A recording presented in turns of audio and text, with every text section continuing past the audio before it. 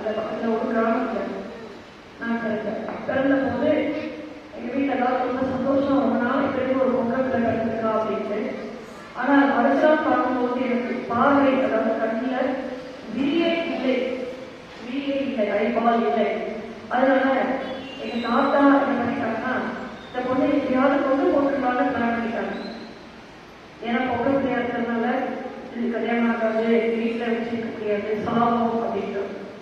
ஆனால் எனக்கு தகப்பன மிகவும் அருமையாக என்னை பாசமாக செல்லமாக வளர்த்து, ஒரு சவாலாக வளர்த்து, ஒரு கத்தோலிக் ஸ்கூல்ல பார்வையிட்டோடு படிக்க, சென்னையில் பார்வையிட்டோடு படிக்க கத்தோலிக் ஸ்கூல்ல எனக்கு சேர்த்து வச்சாங்க.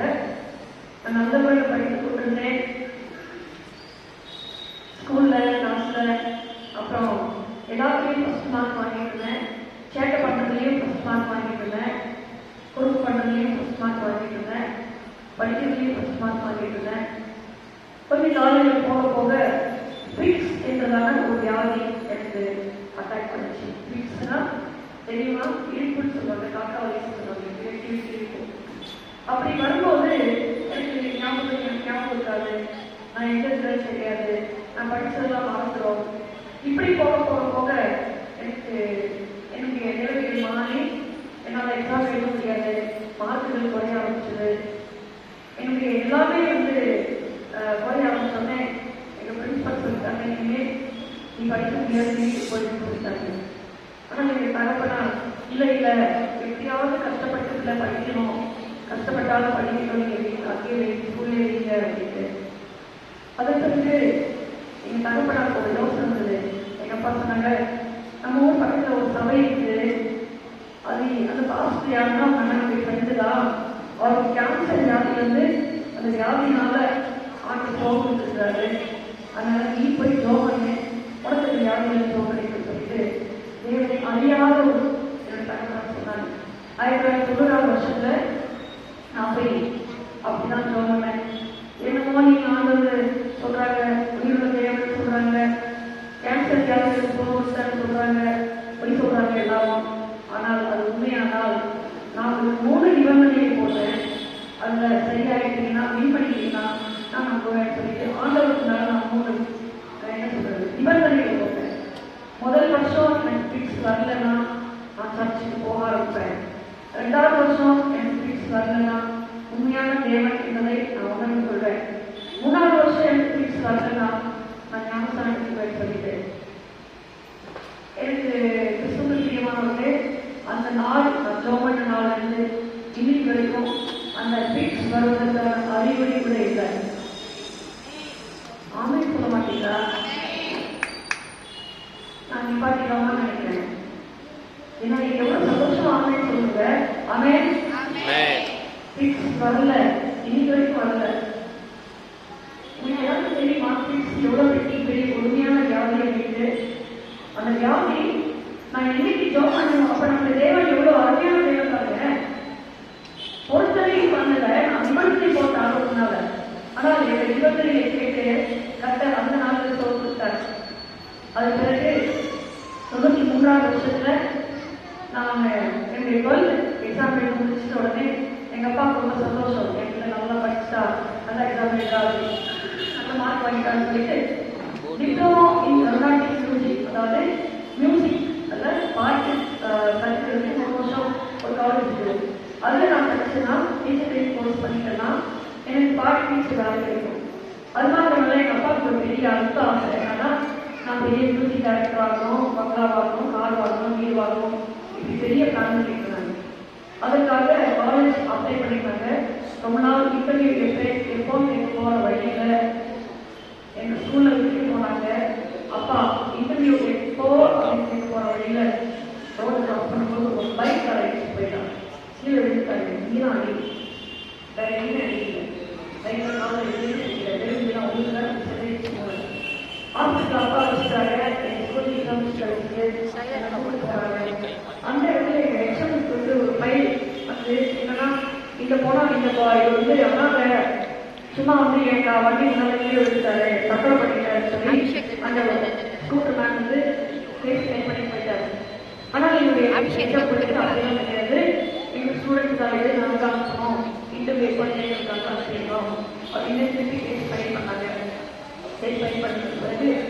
போய் பார்க்கும்போது ஆண்டவரை ஜெபம் ஆண்டவரே என்னுடைய ஜெபத்தை கேட்டு 3 வருஷத்துக்கு நீ பிக்ஸ் வராமல் நீங்க கொடுத்தீங்க, நன்றி.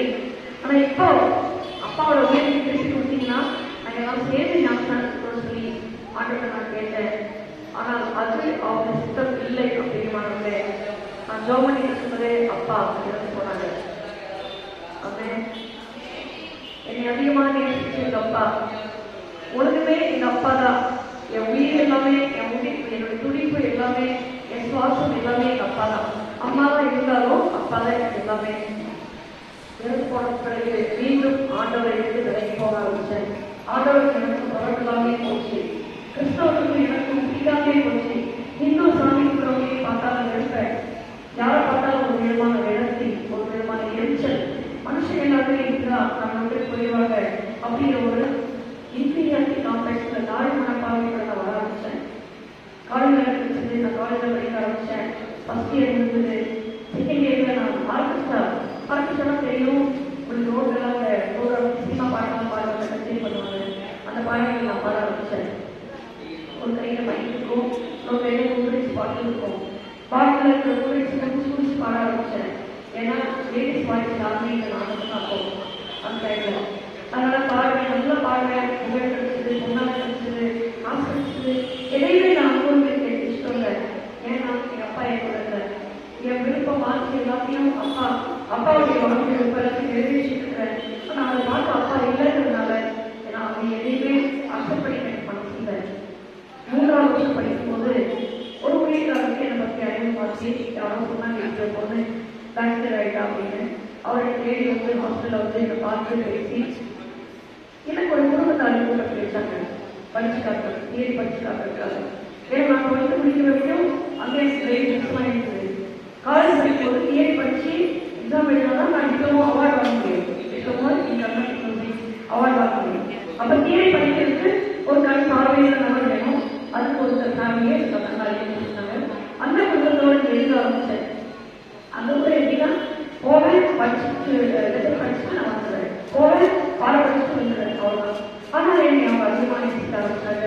எனக்கு சாப்பாடு கொடுப்பாங்க, ட்ரெஸ் வாங்கி கொடுப்பாங்க, ஸ்ப்ரே வாங்கி கொடுப்பாங்க, செப்பல் வாங்கி கொடுப்பாங்க, எல்லாமே பண்ணுவாங்க. ஒரு நாள் அவங்க நான் கேட்குறேன், என்னையே இப்படி நேசிச்சிங்க. அப்போதான் நாங்கள் ஆண்டவர் எங்களை நேசிச்சாரு, நாங்கள் உங்களை நேசிக்கணும். நல்லா புரிஞ்சுக்கோங்க. எனக்கு அவங்க சுவிசேஷம்லாம் ஒன்றுமே சொல்லவே இல்லை. சுவிசேஷம் சொல்லாமலே அவங்களுடைய அன்பை எனக்கு காட்டினதுனால நான் அவங்களை நேசிக்க ஆரம்பிச்சேன். அது பிறகு அவங்க போயிட்டு ஒரு சபையை போக ஆரம்பிச்சேன். அந்த சபையில் இருக்கிறவங்க நல்லா அருமையானவங்க, சபையில் இருக்கிறவர்கள் என்னை நேசிக்க ஆரம்பிச்சாங்க. சபையில் உள்ள வாய்ப்புகளை என்னை நேசிக்க ஆரம்பிச்சாங்க. சபையில் உள்ள பெரியவர்களை நேசிக்க ஆரம்பிச்சாங்க. ஒரு சபை இருந்துச்சா எல்லா விதமான மக்களையும் நேசிக்க முடியும் என்பதற்கு என்னுடைய திருச்சபை, தமிழ் பேப்டிஸ்ட் திருச்சபை உதாரணம். நானும் என்னுடைய கணவரும் ஒரு உதாரணம். அதனால அதன் பிறகு நேசிக்க ஆரம்பிச்சு கொஞ்சமா சபைக்கு போக ஆரம்பிச்சேன். ஆண்டுடைய வார்த்தையை கேட்க ஆரம்பிச்சேன். சத்தியம் கொஞ்சம் கொஞ்சமா எனக்குள்ள புகுந்தது.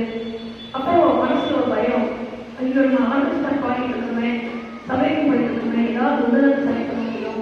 ஆனால் காசு வாங்கி யோசிக்கும் போதுதான் எனக்கு ஒரு அதிகமான ஒரு டைஃபாய்டு ஃபீவர் வர ஆரம்பிச்சு. அந்த ஃபீவரில் நான் படிச்சுட்டு இருக்கும்போது அந்த குடும்பம் நேசிச்சு ஒரு வாரம் அவங்களுக்கு தங்க வச்சு ட்ரீட்மெண்ட்லாம் கொடுக்க ஆரம்பிச்சப்போ நான் கொஞ்சம் கொஞ்சமாக எனக்கு உணர ஆரம்பிச்சேன். அது பிறகு கொஞ்சம் கொஞ்சமாக சபைக்கு போக ஆரம்பிச்சு வார்த்தைக்கு எனக்கு கொடுத்தேன். என்னுடைய பாவங்களை நான் அறிவிட்டு ஞானஸ்தானத்துக்கு நான் ஒப்பு கொடுத்தேன்.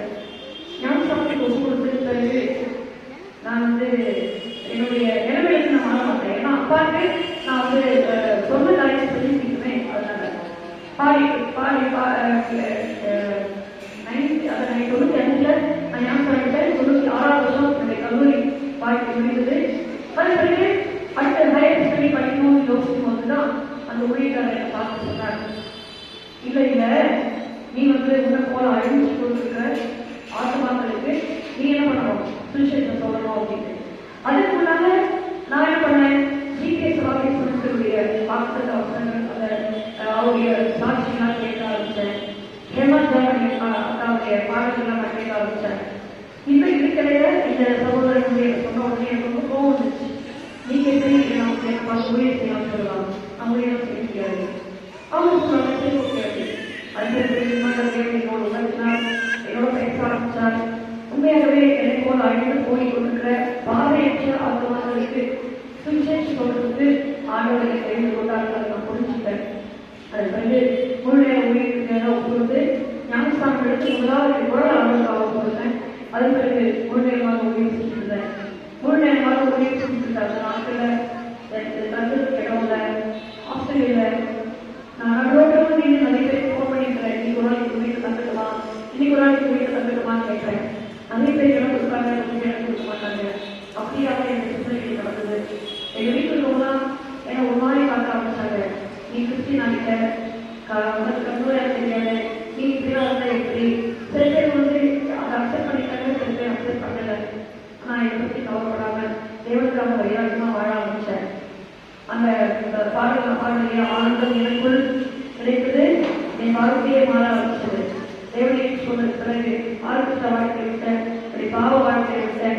எல்லாத்துக்கு மேலா முக்கியமா ஆண்டவர்கிட்ட நான் கேட்ட ஆண்டவரே ஏன் எல்லாரும் யோசிக்கிறாங்க ஞானஸ்தானத்துக்குனால அப்படின்னு சொல்லும்போது கேட்கும்போது ஞானஸ்தானத்துக்கு முன்னால நான் கேட்ட ஆண்டவரே எனக்கு நீங்க ஏன் எல்லாரும் நேசிக்கிறாங்க அப்படின்னு கேட்கும்போது அவர் பணம் போட்டு காமிச்சாரு. நான் உங்களுக்கு விளைவில்லை, உங்களுக்கு எழுதுவதில்லை. எதுக்கு இந்த வசனம் கேட்கும்போது ஆண்டவர் சொன்னாரு, திட்டமா என்னோட அதில் தெளிவாக எனக்கு ஞாபகப்படுத்தினார். அப்பா இறந்தது, எனக்கு பிக்ஸ் வர ஆரம்பிச்சது, பிக்ஸ் விடுதலை கொடுத்தது. அப்பா இறந்தது பிறகு ஒரு நல்ல குடும்பத்தை அறிமுகப்படுத்துறது, என்னுடைய பாவங்களெல்லாம் நான் தப்பு பண்ணது, குடும்ப பண்ணது, எல்லாரையும் கஷ்டப்படுத்துறது, எல்லாத்தையும் ஞாபகப்படுத்தி இதன் மத்தியும் நான் உணர்கிறேன் சொல்லிட்டேன். உனக்கு விடுவதில்லை, உனக்கு எழுதுவதில்லை சொல்லி ஒரு வருஷத்தோடு பேசினார். எல்லாவற்றையும் தெரிஞ்சுதான் ஞானஸ்தானம் ஒப்பு கொடுத்து ஒப்புக்கு பிறகு ஊழியர் ஒப்பு கொடுத்து ஆரம்பித்தேன். ஊழியர் செஞ்சுட்டு இருந்த நாட்களில் நான் தியரியும் முடிச்சு, டிப்ளமோ கவர்மெண்ட் யூனிவர்சிட்டி முடிச்சு, டீச்சர் ட்ரைனிங் கோர்ஸும் முடிச்சிட்டேன். இப்போ டீச்சர் ட்ரைனிங் கோர்ஸ் முடிச்சு நான் வந்து பாட்டி டீச்சர் ட்ரைனிங். இந்த நாட்களில் தகப்பனை பரம தகப்பனை பிடிச்சிட்டு இருந்தால உலக பிரகாரமான தகவல் அதிகமாக எனக்கு ஞாபகம் வர போயிடுச்சு. 2002 வரைக்கும் நான் நிறைய ஊழியர் செஞ்சுருந்தேன். 2002க்கு பிறகு எனக்கு ஒரு திருமணம் நடந்து அப்படியான தலைவரை கொடுத்தால் திருமணம் முடிஞ்சு நான் வந்து பாம்பே போனோம். பாம்பே போய் என்னுடைய ஊழியத்தை எனக்கு செய்ய ஆரம்பிச்ச நேரத்தில் தான் 2008, 9, 10 இந்த 3 வருஷத்துல டாக்டர் கவிஞர் எனக்கு ஒரு வேலை கிடைச்சது. தமிழ்நாடு கவர்மெண்ட்ல பார்ட்டி டீச்சருக்கான வேலை கிடைச்சது. சுமார் 6 இன்டர்வியூ எனக்கு வந்தது. எல்லாவற்றையும் நாங்கள் இருக்கிறோம் வேண்டாம்னு சொல்லிட்டு அவாய்ட் பண்ண ஆரம்பிச்சோம். ஏன்னா நாங்கள் முழு நேர ஊழியத்தை ஒப்புக்கிறதுனால முழு நேர ஊழியம் செஞ்சா தேவராஜ்யத்தை நம்ம கட்ட முடியும். ஆனால் உலக பிரகாரமான ஊழியம் செஞ்சா எங்கள் பார்ட்டி நேரமும் நாங்கள் இன்னைக்கு எல்லாரும் சூப்பராக காரில் போயிட்டு அப்படி ஜம்முன்னு இருக்கிறோம். ஆனால் அது எங்களுக்கு விருப்பம் இல்லை அப்படின்னு பண்ணுறது முழு நேர ஊழியத்தை செஞ்சு கொடுத்ததுனால அந்த வேலையை நாங்கள் வேண்டாம்னு சொல்லிட்டோம். அது பிறகுதான் எங்களுக்கு பிரச்சனையை ஆரம்பிச்சது. வேலை வேண்டாம்னு சொன்ன உடனே சாத்தான் கரெக்டாக வச்சுட்டான். என்னுடைய குரல் ஓக்கல் கார்டுல பிரச்சனை வந்தது, டேமேஜ் ஆயிடுச்சு. அதன் பிறகு எனக்கு கேள்வி லாஸ் ஆயிடுச்சு. காது நரம்புகள் 90% என்னுடைய காதோட நரம்புகள் வீக் ஆயிடுச்சு. 10% கேட்க இருக்குது. காது கேட்க முடியாத ஒரு சூழ்நிலை.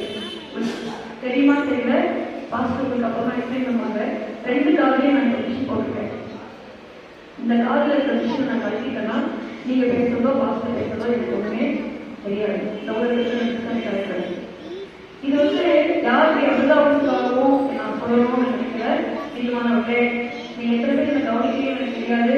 உங்களுடைய கான்சன்ட்ரேஷன், உங்களுடைய கவனம் எத்தனை பேர் எங்க இருக்குன்னு எனக்கு தெரியாது. ஆனால் கர்த்தர் பார்த்து கொண்டிருக்கிறார்.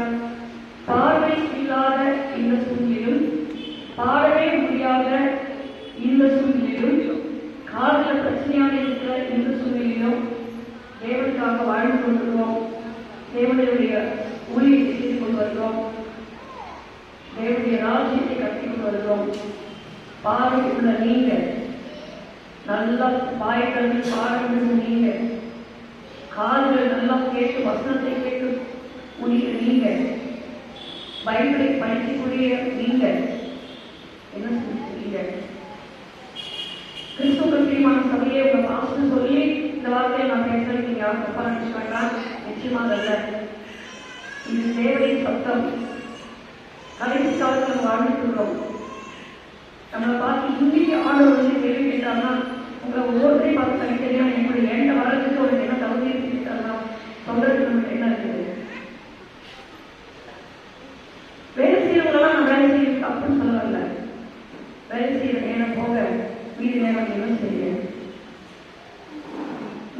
ஆத்மாக்கள் நம்ம சபையில இருக்குது. 3 பேர் கூட இல்லையே. கரெக்டா கரெக்டா நம்ம தான் யோசிச்சுட்டு இருக்கிறோம்.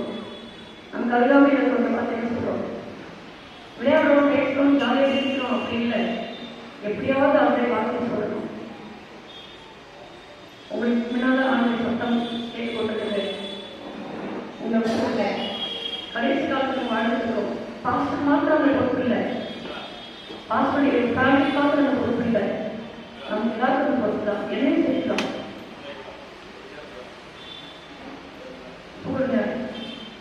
சாட்சி முடிஞ்சிச்சு இல்லை, நிறைய சாட்சி இருக்குது. இப்போ என்னுடைய கணவர்களை கொடுக்குற அவங்க பேசுறது பிறகு மீதியான காரியங்கள் தொடர்ந்து திரும்பி நான் வருவேன். மத்தியில் தேவன் தாமே உங்களோட பேசி கொண்டிருக்கிறார். தயவுசெய்து கவனத்தோடு கேளுங்க, கவனத்தோடு கேளுங்க. யாரும் உங்கள் சிந்தனையை சின்ன விடாதீங்க. டைம் ஆயிடுச்சு பாஸ்டர், யாரும் டைம் ஆயிடுச்சு மாற்றி காட்டாதீங்க.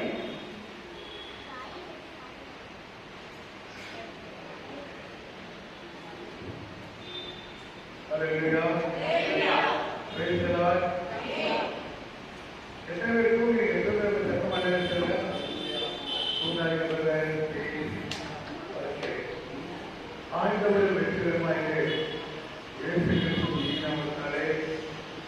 உங்களை வாழ்த்துவதில் சகலத்தையும் சிரித்திருக்க சர்வ வல்லவர்களை தேவாதி தேவனை சோதரிக்கிறேன். செய்தியில் உங்களாக என்னை நான் உங்களாக பெற்றுவிட்டு இந்த செய்திக்கு வாங்கிக்கிறேன். இந்த வாய்ப்பை பெற்ற தனது முதல்வர் அவர்களுக்கு உள்ளத்தில் அளித்தவர்களுக்கு நன்றி தெரிவிக்கிறேன். மாற்றத்தை ஐயா நீங்கள் எங்கள் சபைக்கு வாங்க உழைப்பு பற்றி பகிர்ந்து கொள்ள சொன்னாங்க. நிச்சயமாக நாங்கள் உங்களை பேசிட்டு ஐயோ பாவம் அனுகிறாங்க எல்லாரும் செய்யணும் அப்படின்னு நாங்கள் உங்களை எதிர்பார்ப்பாங்க. உங்கள்கிட்ட பெரிய பாரத்தை வச்சு போலான்னு இருக்கோம். ஐயா தான் உண்மையா உங்கள்கிட்ட பாரத்தை ஊழிய பாரத்தை தரிசனத்தை இன்னைக்கு இந்த சபையை எப்படி ஊழிய நடக்குது முதலோட எந்த அளவுக்கு கேட்டு ஊழியத்துக்கு ஆகிட்டு வந்தோம். ஆனா இனிமேல் இந்த சபை ஊழியத்தை எடுத்து சொல்கின்ற சபையாக, ஊழியத்தை எடுத்து செய்கின்ற சபையாக இந்த சபை பரிணமிக்க வேண்டும் என்பதற்காக தான் என்னுடைய பெயர் ஆண்டனி பர்னால்ட். சரி, உண்மையிலே நானும் விரைவிலேயே சொன்னான். நான் பரம்பரை சொன்னான். ஆனால் ஆய்வுகள் பள்ளியில் படித்தேன். படிக்கும் போதே ஆண்டவர்களுக்கு போய் நாஸ்திகனாய் வாழ்ந்தேன். குறிப்பிட்ட ஒரு அரசியல் கட்சியில் ஈடுபடுறது கற்றுக்கிறேன். பள்ளி படிப்பெல்லாம் பார்வையற்ற மக்களுக்காக இருந்தாங்க, ஃபைட் பண்ணேன். நிறையா அப்போ எனக்கு இப்போ கொஞ்சம் படிக்கும்போது எனக்கு பார்வையில் அப்போ இருந்து கொஞ்சம் பார்வை தெரியும். உள்ளங்களை காணலிச்சு படம் பார்க்க போனேன். எல்லா காரியங்களும் அரசியல் கூட்டத்துக்கு பாளையமனைக்கு வரும்போது நைட்ல இருந்து காலையில் அந்த தலைவரை பார்த்து அப்படிலாம் ரொம்ப உலகத்தை பார்த்தேன். ஆண்டவர் என்னை விட்டால் சில காரியங்கள் மூலமாக அப்பொழுதுதான், அதாவது ஹைட்ரஜன் சாப்பிட இருக்குது. அதில் எனக்கு ஆப்ரேஷன் கொண்டு போனாங்க. அப்போ கடைசி நேரத்தில் எனக்கு நான் ஜெபம் பண்ணேன், ஆண்டவர் விடுதலை கொடுத்தார். அதுபோல பாளையமலையில் சாப்பிட ஆரம்பிச்சேன். அங்கே குளிக்க போனேன். அங்கேயே கட்டி வைத்து வந்து அதிலேயும் ஆண்டவர் காப்பாற்றினார். அப்படிதான் வாங்கிட்டேன். பிற்பாடு ஊழியத்துக்கு தேவனை அழைத்தால் நான் திருமணத்துக்காக மும்பை பகுதியிலே தனியார் ஊழியர் செய்து கொண்டிருந்தேன். 2002ஆம் ஆண்டிலே பாம்பனில் மெத்தடிஸ்ட் திருச்சபையும் தமிழ் திருச்சபையும் இங்கு தமிழ் பாரதிய திருச்சபை இணைந்து எங்களுக்கு சென்னை மாநகரில் திருமணத்தை செய்து வருகிறார்கள். கர்த்தர் நல்ல வரவேற்கிறார். அதுபதற்கு நாங்கள் இணைந்து ஊழியம் செய்து வருகிறோம். ஊழியத்தில் மட்டும் நான் ஏதோ அப்படி பெருமையாக அப்படி இல்லை. எனக்கும் மசூரிக்கு போகிற வேலை இருந்து அந்த வேலையில் அந்த வேண்டாம் சொல்லிட்டேன். அதுபோல நீங்க தையல் தைக்கிற மாதிரி என்னாலையும் தையல் தைக்க முடியும். நான் தையல் பயிற்சி எடுத்துக்கேன். ஊசியில் நீங்க கோர்க்கிற மாதிரி எங்களாலையும் கோர்க்க முடியும். எப்படி தெரியுங்களா? அதாவது அதுக்கு ஒரு நரம்பு இருக்கு. அந்த நரம்பு உள்ளுக்கு இருந்து அது நாங்கள் பிரகாஷ் மூல இப்படி எடுத்துக்கலாம், தைக்கலாம். நானும் captain light, drilling machine, power press, sensor light, hanger செய்கிறது, ஹேமர் மிக்ஸ், சுவிட்ச் எல்லா ட்ரெயினிங்லையும் கொடுத்துருக்கேன். ஆண்டவர் இந்த வாழ்க்கையில அப்படியாக பயன்படுத்தினார். எனக்கு கொடுத்தார். ஆனாலும் டெலிஃபோன் ஆபரேட்டர் கோர்ஸ் எல்லாமே எடுத்துட்டோம். ஸோ நான் ஒரு சின்ன இதை பற்றி சொல்லிட்டு நேரம் கலந்துக்கிறேன். நான் பாம்பேல 87 ஆண்டுலேருந்து நாங்கள் கடந்த வருஷம் போல கடந்த வருஷம் ஜூன் மாதம் வரைக்கும் நாங்கள் மும்பையில் போயிருக்கிறோம். எத்தனையோ ஸ்டேஷன்ல ஏறி இறந்திருக்கோம். வீடுகள், விடுதிகள் மற்றும் ரயில் நிலையங்கள் பல்வேறு பகுதிக்கு போயிருக்கோம். உங்களுக்கு தெரியும் பாம்பேல எவ்வளோ கிரௌட் இருக்குது. சென்னை விட அதிகமான கிரௌட் இருக்கும். இது கர்த்தர் இருக்கிறார்கள். பல இடத்துல வேற அவருடைய சூழ்நிலை அறிவிகளை காட்டி அவர் ஜீவனை கொடுத்திருக்காரு. ஒவ்வொரு நாளையும் கூட்டி கொடுத்திருக்கிற மாதிரி அன்றிலிருந்து இந்த நிற்கிற இந்த நிமிஷம் வரைக்கும் நாங்கள் கீழே விழுந்தோம், அடிபட்டுச்சு, அதில் எங்கள் ஆஸ்பத்திரி கொண்டு போனாங்க. உங்களுக்கு தெரியும் பாம்பேல எத்தனையோ இறப்பு இருக்கு தெரியும். ஆனால் கர்த்தர் எங்களை இம்மட்டும் ஜீவனோடு வைத்திருக்கிறார். ஒரு நாளைக்கு பல ட்ரெயினில் ஏறிருக்கேன், இறக்கிருக்கேன், ரசிச்சிருக்கேன், போயிருக்கேன். சில நேரத்தில் லேசா ஸ்லோ ட்ரெயினில் கூட ஏற வேண்டிய சூழ்நிலைகள், இறக்க வேண்டிய தண்ணி விட்டுறாங்க, தெரியும், இறக்க வேண்டிய சூழ்நிலை. அந்த நிலையை விட என் தேவனை மட்டும் பத்திரமாய் பாதுகாத்திருக்காரு. தேவாதி தேவனை நாங்கள் சோதரிக்கிறோம். நான் நிற்பதும் சத்தமா சொல்கிறேன், நான் நிற்பதும் அவன் சுத்தர். ஆமா, எங்களுக்கு மட்டும் இல்லை, உங்களுக்கு தான். அதை நீங்க கண்டுபிடிக்கணும். அவர் ஏன் நீங்க நிர்மல மகாமணி நம்மளை வைத்திருப்பதை நீங்க கண்டுபிடிக்கணும். இப்படிப்பட்ட ஜீவனை கொடுத்த எட்டாவது தேவனை சோதரிக்கிறேன்.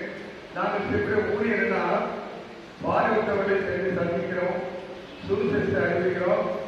இப்போ அவங்களுக்கு நாங்கள் விஷயம் அதாவதுன்னா பைபிள் கொடுக்கிறோம். உங்களுக்கு தான் பாக்கியம் பாக்கள். நீங்களாம் சின்ன பைபிள் கொடுக்குறீங்க, அதெல்லாம் படிக்கிறீங்க, போறீங்க. இன்னும் சிலர் ரொம்ப ரொம்ப சுறுசுறுப்பு, பயங்கரமான சுறுசுறுப்பு. அதனால எனக்கு சிலர்னா ஒரு கையடக்கமான ஒரு மொபைலை படிச்சுட்டு இருக்கிறாங்க. சொல்றீங்க அந்த மொபைலை வச்சு எல்லாம் பார்த்து. ஏன்னா பைபிள் பாவம், அவங்களுக்கு அவ்வளவு வெயிட்டு, அதை தூக்கிட்டு வர முடியாது. ஆட்டோ டாக்ஸி பிடிச்சு கொண்டு வரணும் இல்லையா? சரி, அப்படிப்பட்ட சூழ்நிலை நீங்க அப்படிப்பட்ட சாக்கியம் பெற்றவர்கள், பாதிக்கப்பட்டவர்கள் அந்த நீங்க மொபைலை பார்க்குறீங்க. எங்களுக்கு பாருங்க ஐயா, அந்த புக்கை மேல் அடையாளை படிக்கிறது என்ன எழுதி படிக்கிறது.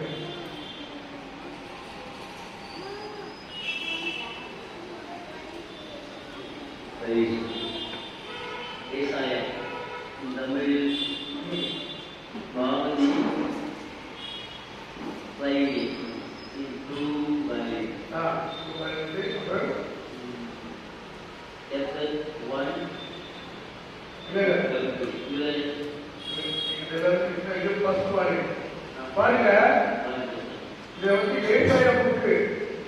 இந்த ஏசாயா புக்கில் இருக்கு 2 வால்யூம். ஆனா நான் கொடுத்திருக்கிறது உங்களுக்கு காண்பிக்கிறதுக்காக ஒரே ஒரு வால்யூம் தான் கொடுத்துருக்கேன். அப்படின்னா எங்க புக்கெல்லாம் எடுத்தோம்னா ஒரு சின்ன டப்போ பிடிக்கணும். கப்போட கொண்டு வர ரொம்ப பிடிக்கிற மாதிரி எங்களுடைய புட்கெல்லாம் கொண்டு வரனா ஒரு பெரிய விஷயம் ரொம்ப பிடிக்கணும். அப்படிப்பட்ட சூழ்நிலை நாங்கள் அவர்களுக்கு பிரெயில் புக்கு கொடுக்குறோம்.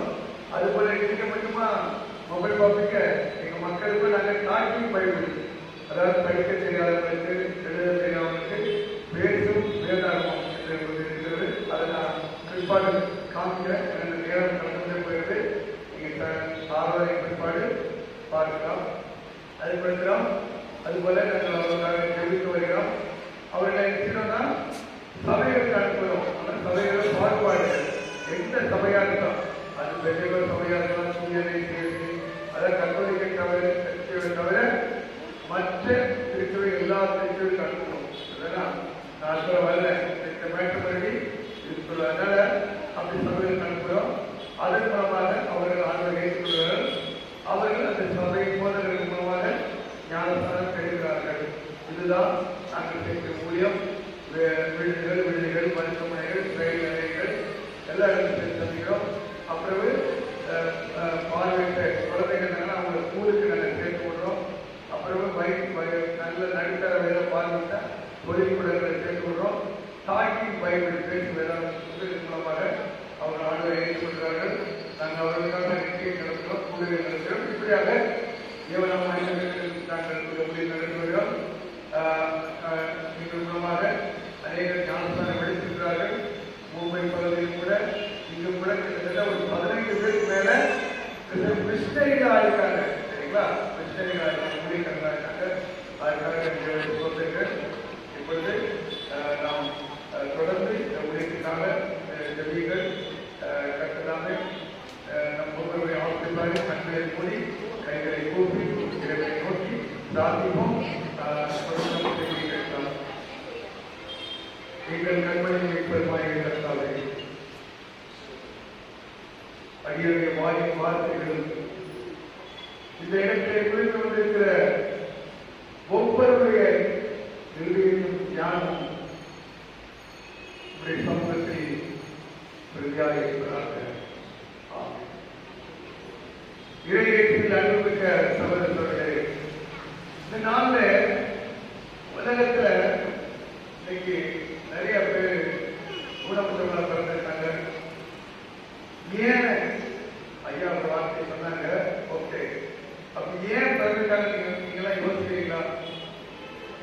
சிலர் என்ன கேட்பாங்க, எல்லாரும் இந்த உலகத்துல கடவுள் சரிகள் சமாதானமாக படுத்திருக்காரு, அது என்ன பாகுபாடு கேட்பாங்க. ஆனா எல்லாத்துக்கும் ஒரு நோக்கம் இல்லைங்க. அப்படி அதாவது நம்ம ஏற்கனவே வேளாண்மை படிக்க வைக்கா, அதாவது புயவனை பார்த்து களிமண் கேட்க முடியுமா, அல்லது ஒரு பாத்திரம் கேட்க முடியுமா, என்னையே நீ வந்து இப்படி படைச்ச அப்படின்னு இருக்கு. ஒவ்வொரு அதாவது புயவனுக்கு அதிகாரத்தில் களிமண்ணை அவர் வந்து ஒவ்வொன்றையும் ஒவ்வொரு விதமா படுத்திட்டாரு, ஒவ்வொரு நோக்கத்தோட படுத்திட்டாரு. அதனால அந்த நோக்கம் இல்லாமல் ஆண்டவர் படைக்கவே இல்லை. சரி, இப்ப நம்ம பாருங்க, எனக்கு உங்களுக்கு நான் நினைச்சேன், நான் எடுத்துட்டு வந்து வேறு பகுதி, ஆனா இன்னைக்கு உங்களுக்கு எளிய முறையில புரிய வைக்கிறதுக்காக நான் இன்னைக்கு இதை மாத்திட்டேன். பாருங்க, அப்போஸ்தலர் நடவடிக்கை புத்தகம் 3ஆம் அதிகாரம் அப்போஸ்தலர் நடவடிக்கை புத்தகம் 3ஆம் அதிகாரம் பாருங்க. அங்க வந்து 1-2 வசனம் எடுக்கிறது. தாய் அதாவது மாறுங்க.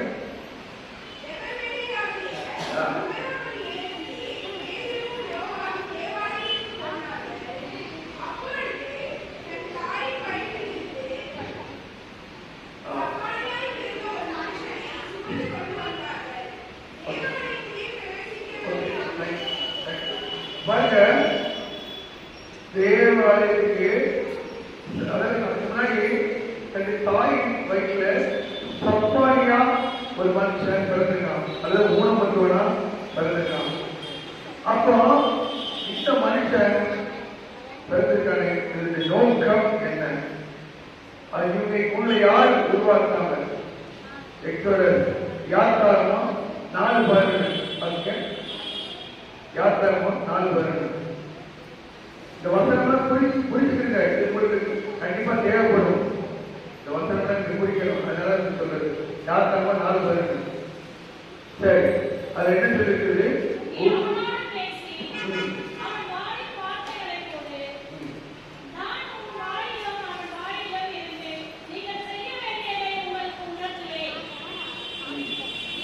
இல்ல 4:18 நான் சொல்றதுக்கு யாத்திராகம 4:18 கர்த்தர் அவனை நோக்கி வாய் உண்டாக்கினவன் யார்?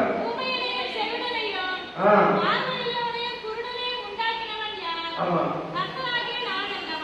அப்போ எனக்கு இன்னைக்கு தீர்மானிக்கணும். இப்படிப்பட்ட மக்களை கண்டா எப்பா உங்களை உருவாக்குனது ஆண்டவரை இயேசு கிறிஸ்து தான். பிற மதத்துல போய் நீங்க போய் சொல்லணும், அம்மா ஐயா இதுதாங்க ஊழியம். ஏதோ பாஸ்டருடைய ஊழியம் அல்லது சபையுடைய மூப்பருடைய ஊழியம் அல்லது ஊழியக்காரர்கள் ஊழியம் கிடையாது. நீங்க வீட்டுல இருந்து கொண்டே இந்த ஊழியத்தை செய்யலாமே சொல்லலாமே. சரியா? அதுபோல பாருங்க, இன்னொரு விஷயம்னா யோவான், நான் தக்க நேரம் இல்ல நான் சொல்றேன். யோவான் 9:2-3 என்ன சொல்லுது? இவன் இப்படி யார் சில புத்தகம் கேட்கும்போது தேவன் நாம மகிமைக்கு இவன் இப்படி பிறந்தான்னு சொல்லுது. சரி, அப்ப என்ன இந்த மனிதன் எழுதினான் பிறவியை படிச்சு அவனுக்கு எப்ப சுகம் கிடைக்குது பாருங்க. அவன் சுகம் எப்ப கிடைக்குது தெரியுமா? தெரியாது. எடுக்க 4ஆம் அதிகாரம், அதே அப்போஸ்தலர்களுடைய புத்தகம் 4ஆம் அதிகாரம் 22ஆம் வசனம் பாருங்க. அழகாக சொல்லப்பட்டிருக்கு. அற்புதமாக சுத்தமாக்கப்பட்ட மனுஷன் பாருங்க. அந்த மனுஷன் சுகமாகிறதுக்கு எத்தனை வருஷம் ஆயிருக்குது? அப்படி 40 வருஷம் அவன் எடுத்துக்கொண்டான். அப்ப 40 வருஷம் அவனுக்கு போய் யாரும் சொன்னாங்களா? இல்ல. அப்போ அவன் வந்தா, அவன் பிச்சை எடுக்கிறான், அவன் போறான், அவனை வச்சு நிறைய பேர் படைக்கிறாங்க, அவன் குடும்பத்துக்காரங்க படைச்சிருப்பாங்க. அவனை பற்றி கரிசனை அற்றவர்களாக காணப்பட்டார்கள். இன்னும் கூட எனக்கு பிரியமான சகோதரர்கள், இந்த உலகத்துல நம்மை சுற்றி இருக்கிறவர்களை பற்றி அது நம்மை விட ஒதுக்கப்பட்ட, தாழ்த்தப்பட்ட, புறக்கணிக்கப்பட்ட மக்களை பற்றி கரிசனை அற்றவர்களாக காணப்படுகிறார்கள். இது யாருக்கு பொறுப்பு? இவர்களுக்கெல்லாம் ஆண்டவரை பற்றி சொல்ல வேண்டியது அல்லது ஆண்டவருடைய பாதத்தை கொண்டு வருவது யாருடைய கடமை? சிந்தித்து பார்க்கிறீர்களா? அல்லது சிந்தித்து பார்க்கிறீர்களா? என்னைக்கு எப்படியோ நீங்க சர்ச்சு பாருங்க, போறீங்க, நல்ல அழகா பாடுறீங்க, ஜெபம் பண்றீங்க, ஐயா கூட செஞ்சீங்க, சிலவு பிரசங்கம் கூட பண்றீங்க. ஆனா இதுக்கு மேல எனக்கும் ஒரு கடமை இருக்குது. அதை நீங்க என்னைக்காக சிந்தித்து பார்த்திருக்கீங்களா? என்னமோ தெரியல, நான் உங்களை உண்மையிலே என்னை விட அதிகமான ஊழியத்தை செய்யும்படியாக, என்னை விட ஒரு பெரிய ஊழியக்காரனாக, ஒரு பெரிய ஊழியர்களாக ஊழியக்காரியாக வருநாட்களே ஆண்டவர் உங்களை உருவாக்க வேண்டும் என்பதற்காகத்தான் இந்த இடத்தை நான் இருக்கிறேன். சரி, பாருங்கள், அந்த மனிதன் அப்படிப்பட்ட மனிதன் 40 வருடம் கழித்து அவனுக்கு சுகம் கிடைச்சிருக்க. அதுக்கு யாரை பயன்படுத்தினாரு? ஆண்டவர் யாரை பயன்படுத்தினாரு? பேதுருவையும் யோவானையும் பயன்படுத்தினாரு. நல்லா பார்க்கணும், பேதுருவை யோவானையும் ஆண்டவர் பயன்படுத்தினாரு. அப்போ அந்த பேதுருவை யோவானை பயன்படுத்த ஆண்டவர் இன்னைக்கு அக்கா, அண்ணன், தம்பி, தங்கச்சி உங்களை பயன்படுத்த முடியாதா? அப்படி நான் கேட்டேன், இந்த பாஸ்டர் மட்டும் தான் பயன்படுத்த முடியுமா? இந்த பெர்னாடு அல்லது இன்னைக்கு ஊழியக்காரங்க இந்திராவை மட்டும் தான் பயன்படுத்த முடியுமா? முடியுமா? இந்த பயன்படுத்த முடியுமா முடியாதா? சொல்லுங்களேன். முடியும், எல்லாரும் பயன்படுத்த முடியும். ஆனா என்னன்னா, நீங்க அதுக்கு நம்ம தகுதி சரி தகுதி உடனே வராங்க வந்து, நான் இப்ப சுருக்கமா போறேன் நேரத்துக்கு கற்றுக்கொண்டே இருந்தால், அந்த அலங்கார வாசல் தெரியும். அந்த வாசல்ல அது மிகவும் அது அநேக வாசல்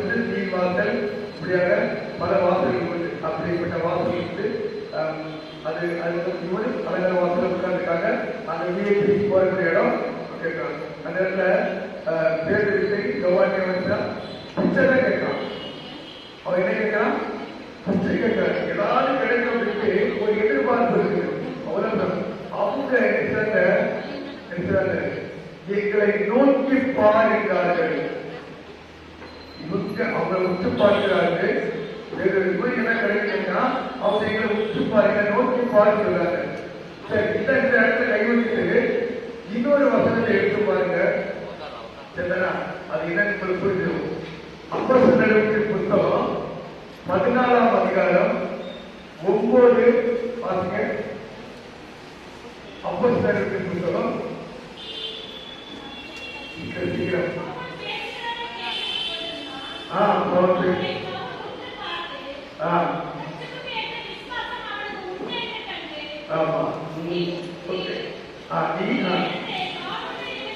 ஓகே தேங்க்யூ ஓகே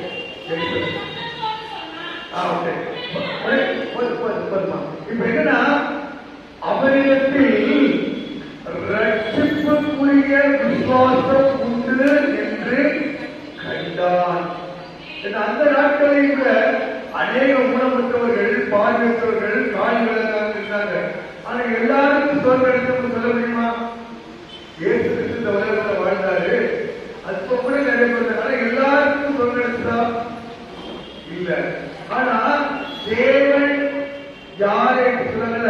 நம்ம அப்பா நம்ம ரோமர் எழுதின 12ஆம் அதிகாரத்துல தேவன் யாரை அதெல்லாம் நம்ம பார்க்க. அதுபோலதான் இந்த மகன், அதுபோலதான் இந்த அப்போஸ்தலர்களுக்கு இந்த கால் விளம்பாத மகன் நீ என்னை நோக்கி பாருங்க. அந்த பார்வையிலேயே ஒரு ஊழியக்காரனுக்கு தெரிஞ்சிடும் இவருக்கு அதுக்குரிய தகுதி இருக்குது அப்படின்னு சொல்லிட்டு. இப்ப நிறைய பேர் நம்ம பார்த்துருவாங்க, மூஞ்சி பார்த்தாலும் பண்ண முடியாது, முகத்தை பார்த்தாலும் ஐயா நீங்க கிறிஸ்தவங்களா, ஐயா நீங்க உங்களுக்கு உங்களை பார்க்கும்போதே தெரியுது ஊழியக்காரர்கள். எங்கிட்ட நிறைய பேர் கேட்டிருக்காங்க. ஆனா உங்களை பார்த்து நிறைய பேர் பார்த்து கேட்டுப்பாங்க. சந்தேகம் இல்லை. ஒரு இதுவரைக்கும் கேட்கலன்னா இனிமேல் கேட்க முடியாது. நம்முடைய வாழ்க்கை நடத்தை எல்லாமே ஓகே. அதுக்கு என்னன்னா நோக்கி பாருங்க. அவன் ஒரு பெரிய எதிர்பார்ப்போட இருக்கிறான். நோக்கி பார்க்கலாம். நோக்கி பார்த்தோன்னே நீ ஆண்டவராகிய இயேசு கிறிஸ்து நாமத்தினாலே நீ எழுந்து நட என்று சொல்லிட்டு வெறும் வார்த்தையில நிக்கலங்க, வெறும் வார்த்தையில நிக்கல இருந்தங்க. அவர் நாளைக்கு அது 6ஆம் வருஷம் தானே, 6ஆம் வருஷம் பார்த்தீங்க. இல்ல இல்ல அதாவது அப்போஸ்தலர்களுடைய புத்தகம் 3ஆம் அதிகாரம் 6ஆம் வசனம்.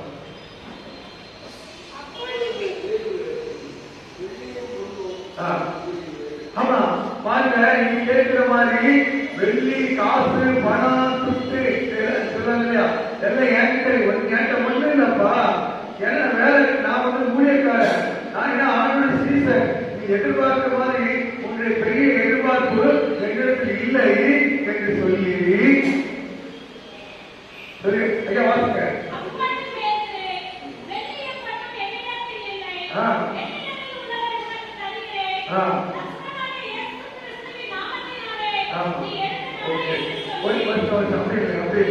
அப்போ எங்களுக்கு ஒன்றும் இல்லப்பா, எங்களுக்கு என்னது இயேசுவுடைய வல்லமை. அதே வல்லமை இந்த நாளிலே உங்களோடு கூட கிரியை செய்ய வல்லது, உங்கள் மத்தியிலும் கிரியை செய்ய வல்லது, உங்களுக்குள்ளும் கிரியை செய்ய வல்லது என்று நீங்கள் விசுவாசிக்கிறீர்களா? அந்த வல்லமை உங்களுக்குள்ளாக கடந்து வருகிறது. ஆனா என்ன, நீங்க ஆண்டவராக இயேசு கிறிஸ்துவின் மூலமாய், ஆண்டவராக இயேசு கிறிஸ்து நாமத்தினாலே ஆண்டவராக இயேசு கிறிஸ்துவை கொண்டு இந்த காரியத்தை நான் செய்வேன், அவரை கொண்டு செய்வேன் என்று நினைக்கிறீங்களா? அப்படி நினைச்சால்தான் நம்முடைய வாழ்க்கையிலும் நம்முடைய குடும்ப வாழ்க்கையிலும் அநேக காரியங்களை ஆண்டவர் செய்ய வல்லவனா இருக்கார். ஐயா நீங்க வல்லமை வேணும் அப்படின்னு பல இடங்களுக்கு ஓடுறாங்க. நீங்க ஜபம், நீங்க சுகமா கிடைக்கும், சுகமாக்கும் வல்லமை தர மாட்டார். ஐயா அம்மா, அந்த வல்லமை உங்களிடத்தில் தேவன் கொடுத்திருக்கார், உங்களுக்குள்ளும் இருக்கிறது. அதை நீங்க உணராம, அதை நீங்க அறியாம அங்கேயும் ஓடுறீங்க. அதுதான் நம்ம விரதக்கூடிய விஷயம். அதுதான் ரொம்ப உங்களை கொண்டு ஆண்டவர் பெரிய காரியங்களை செய்ய வல்லவராக இருக்காரு. கழுதை கொண்டு ஆண்டவர் பெரிய காரியத்தை செய்வார்னா, அப்ப உங்களை கொண்டு என்ன கொண்டு செய்ய மாட்டாரா? அம்மா ஐயா, அப்ப ஊழியக்காரர் நம்ம ஊழியக்காரர் பயன்படுத்த மாட்டாரா? பாருங்க என்ன சொல்லாங்க, ஆண்டவரை எடுத்து சாமர்த்தினால எழுந்து நட என்று சொல்லிட்டு என்ன செய்யல, அப்படி கூட அப்படி வாசிக்காங்க எழுந்து நடந்த என்று சொல்லி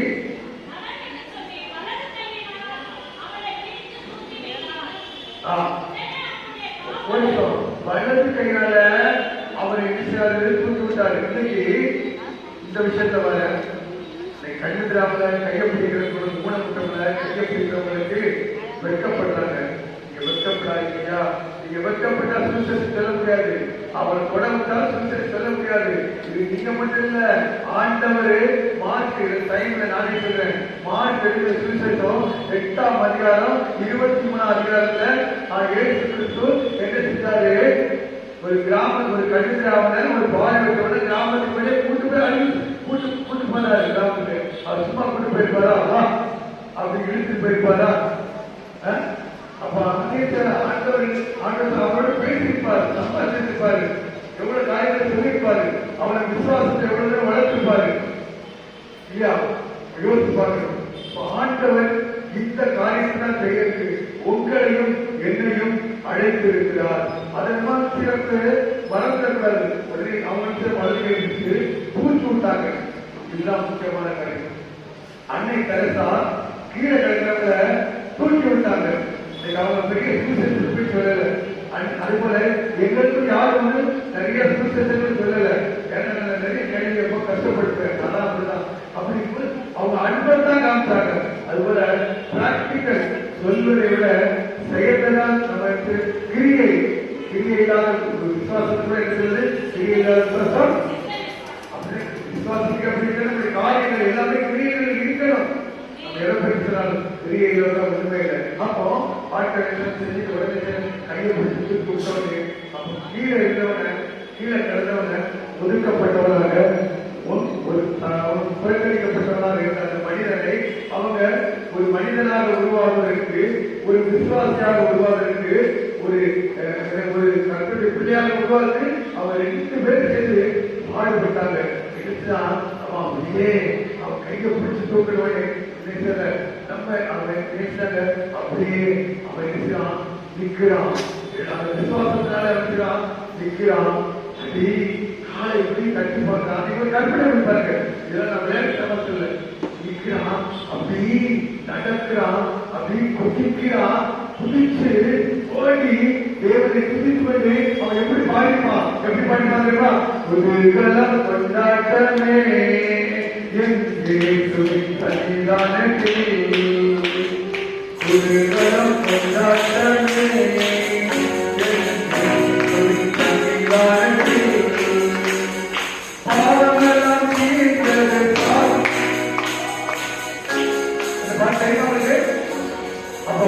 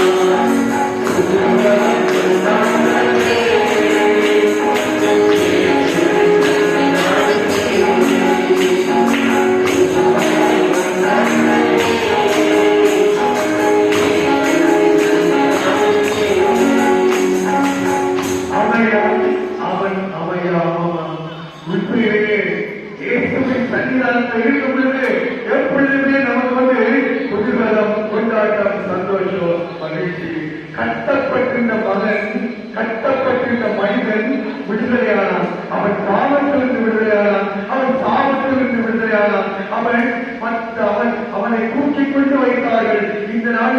அவன் இயேசுவை தூக்கிக் கொண்டு இயேசுவை தன்னை இருதயத்திலே சுமந்து கொண்டு தேவாலயத்துக்குள்ளே சென்றான். அல்லேலூயா. இன்னைக்கு உங்களுடைய காரியம் என்னுடைய காரியம் என்ன? சிந்தித்து பாருங்க. 2 பேர் சேர்ந்தாங்க. 2 பேர் சேர்ந்து ஒரு காரியத்தை கருத்தில் நிறுத்தினாங்க. அது எங்களுடைய சொந்த பலத்தினால அல்ல, எங்கள் சுய சக்தினாலோ எங்கள் சுய புத்தினாலோ கிடையாது. இயேசு கிறிஸ்துவின் நாமத்தினாலே நீ எழுந்து நட சொன்னாங்க. ஐயா அம்மா, நீங்க உங்க வீட்டு பக்கத்துல அல்லது உங்க வீட்டுல எத்தனையோ உழவர்கள் இருக்கிறாங்க. எத்தனையோ நான் சொல்வது சரீர பிரகாரமாக சொல்றேன். அதே சமயத்துல அவங்க ஆவிக்குரிய குறித்தாட்டமான கண்கள் அவங்க அல்லது ஆவிக்குரிய உழவர்கள் இருக்கிறாங்க. அவங்க எல்லாம் சபைக்கு வரணுமே. அந்த பாரம் உங்களுக்கு இருக்கிறதா? அந்த கணிசம் உங்களுக்கு இருக்கிறதா? அழிந்து போன ஆத்மாக்களுக்காக ஜெபிக்கிறோம். ரொம்ப சந்தோஷம் தான். நீங்க அவனுக்காக என்ன பண்ணுவீங்க? உங்களுடைய கிரீமணமாக காண்பிக்கிறீங்களா? பக்கத்து வீட்டுல போனீங்களா? பேசுறீங்களா? ஐயா ஒரு ஏழு பேசுகிறார் சொன்னா மட்டும் போதாது. அவங்களை அந்த திருச்சபையில நீங்க கொண்டு வரக்கு பிரயாசப்பட்டீங்களா? நான் உங்களை பார்த்து கேட்கிறேன். லூக்கா 14, 12, 13 என்ன சொல்லுது? என்ன சொல்லலாம்? வீட்டுல போய் ஊனரை அந்த இதை வாசிக்க, அது வாசிக்க. லூக்கா 14, 12, 13 எடுத்து டக்டை வாசிக்க.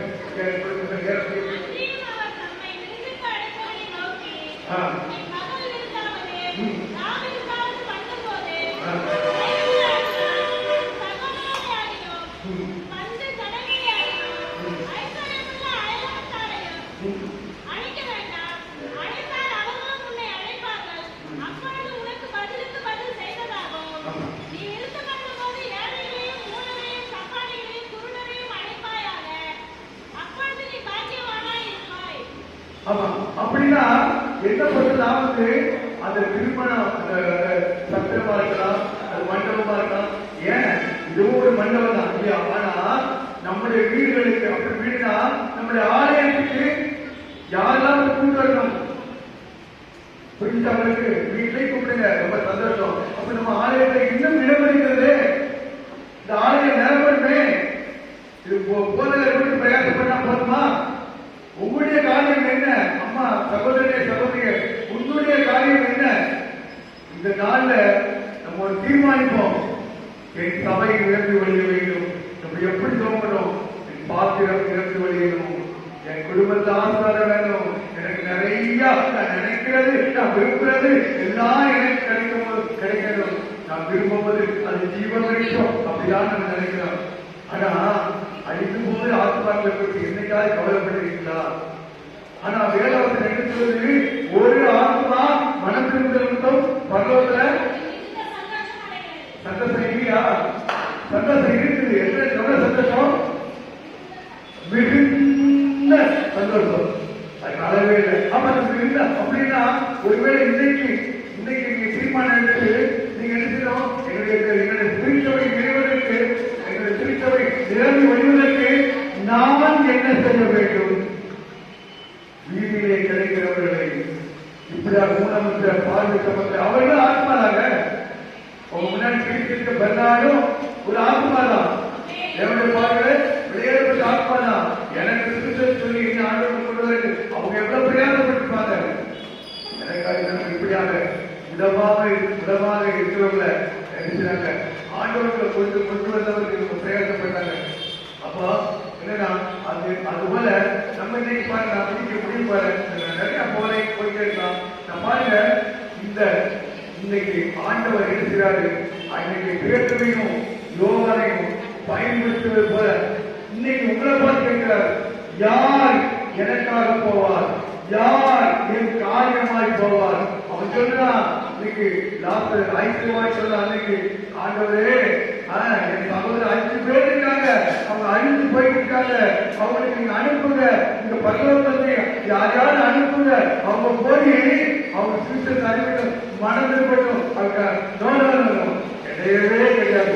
இந்த பூலோகத்துல அதுக்காக நிறைய பேர் இருக்காங்கப்பா. அவங்க சுவிசேஷம் அறிவிக்கட்டும், அவங்க சுவிசேஷம் அறிவிக்கட்டும். அவங்க சொல்லி அவன் மனம் திரும்பினா பரவ ராஜ்யத்துக்கு போவான், இல்லாவிட்டா அவன் அழிக்குவான். அதனால இது நம்ம மீது கொடுக்கப்பட்ட உங்களுக்கு கொடுக்கப்பட்ட கடமை. நீங்கள் பைபிள் அனுசரித்து நீங்கள் சுவிசேஷத்தை அறிவிக்காவிட்டால் உங்களுக்கு சமாசம் தெரியுதா? அறிவிக்கப்பட்ட உங்களுக்கு ஐயோ. சுவிசேஷத்தை அறிவிக்காதானே கேட்பாங்க, கேட்டா தானே சபைக்கு வருவாங்க, சபைக்கு வந்தா தானே ஞானஸ்தானம் எடுப்பாங்க, ஞானஸ்தானம் எடுத்தாலே அவங்க ரசிக்கப்படுவாங்க, ரசிக்கப்பட்டதானே பரலோகத்துக்கு போவாங்க, பரலோகம் போனா தானே அப்போ உங்க பேர் அதை இடம் வரும். அதை மறந்துட்டீங்களா? அன்னைக்கு நம்ம பார்த்தோம் ஏசாயா சுவிசேஷத்தை கேட்டாங்க. யார் அது ஏசாயா சுவிசேஷத்தை எழுதின புத்தகம் 6ஆம் அதிகாரம் 8 வாசிங்க. 8ஆம் வசனம் அவர் எழுதிருக்காரு. நான் 8ஆம் வசனம் 8ஆம் வசனம் வாசிக்க படிக்கப்பறேன். ஏசாயா புத்தகம் 6ஆம் அதிகாரம் 8ஆம் வசனம் என்ன சொல்லுது?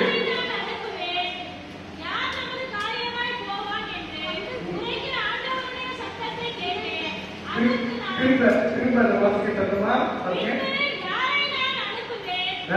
யாரை நான் அனுப்புவேன்,